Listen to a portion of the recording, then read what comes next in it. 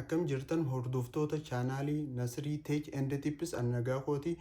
Har'a kanin isinii qabadhee dhufee intarneeta gatii tokko malee gatii bilisaan qarshii duwwaadhaan osoo kaardii takka hin baasin haala salphaa ta'een qarshii duwwaadhaan bilaash itti fayyadamtaniin isin garsiisa. Warreen chaanaala kiyya kanaaf haarawaa taatan like, share, subscribe godhaadha.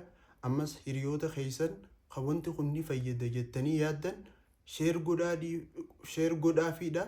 Wantoota akkana chaanaala kanarratti wantoota kana caalanii fi kan kana fakkaatan isinii qabadhee dhufuuf qophiidha. Warreen chaanaala kiyya kana subscribe godhin ammas irra deebi'aadha. Subscribe godhaan isiniin jaa wantoota barbaachisoo wantoota faayidaa qaban bu'aa qaban kan akkana kana fi kan kana fakkaatan chaanaala kanarra waan isiniif dhiyeessu jecha chaanaala kana ammallee irra deebi'ee subscribe godhuu hin dagatinaadhaan isiniin jaa. Amma kallattumaan gara viidiyootiin isin dabarsa. Let's go. Kallattumaan appilikeeshinicha buufachuudha. Gara Play Store deemna. Play Store erga deemne booda bakka sarchii joo kanatti maqaa isaa akkana jennee barreessina. RGC Taanaal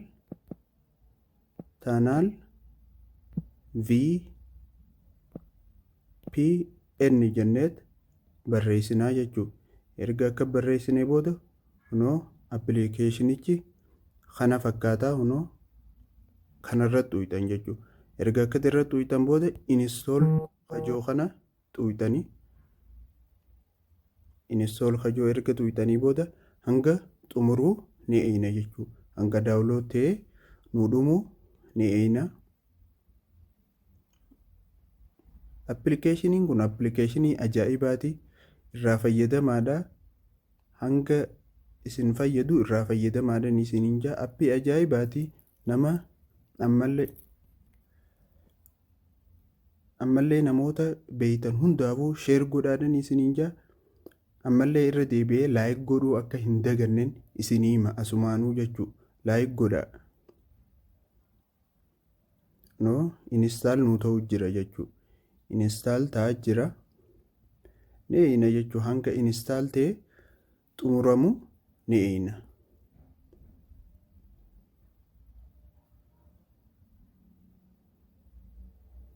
Install ta'e xumuramu jira.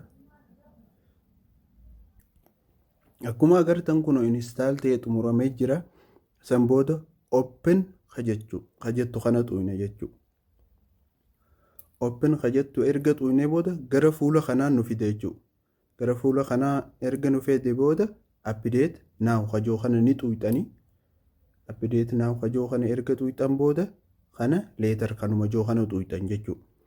San booda hunoo appilikeeshinichi fuulli isaa kana fakkaata. San booda akkana filattan jechuudha. Network kajoo kana xuyxanii network kajoo kana erga xuyxanii booda scroll gaggootan jechuudha. Gad ooftanii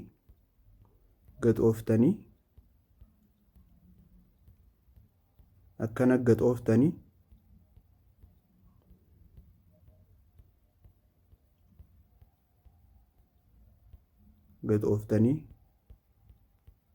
scroll gaggoona jechuudha. Hanga nuti ka barbaannu sun nuuf dhufutti jechuudha. Scroll gooneet barbaanna jechuudha. Hanga kan nuti barbaannu sun nuuf dhufutti. Hunoo kan nuti barbaannu sun Itoophiyaa Free One kajoo kana irratti uyna jechuudha. Erga kana irratti uyne booda san booda server kajoo kana keessaa immoo server kajoo kana xuyna. Ammas deebine server kajoo kana erga xuyne booda UDP server kajoo kanarratti tuquu hin dagatina. Yoo kanarratti tuquu baattan isiniif hin hojjetu jechuudha. San booda xumurree jirra jechuudha. Wanni nu hafe start goonee jalqabsiisuu qofa. Start goonee erga jalqabsiifne booda yoo akkanatti kan didu taate ammas yoo connect ta'uu qabaatu didu taate maal gootan seete silkii keessan aeroplaan moodii yookaan xayyaararra keessanii cuftanii bantan jechuudha. Xayyaararra gootanii cuftanii bantanii san booda isin fayyada. Amma fakkeenyaaf cheek haa goonu oggulaallu amma fakkeenyaaf Facebook no akkuma gartan feesbuuka fidaa jira. Kunoo akkuma gartan waa hunda ni fida jechuudha. Ni fida irraa fayyadamaan isiniin jaa. Viidiyoon kun kan isin fayyadu yoo ta'e, wanti kun kan isiniin hojjetu yoo ta'e, laayik, sheer, sabskiraayib godhuu hin dagatina. Galatoomaadhaan isiniin jaa.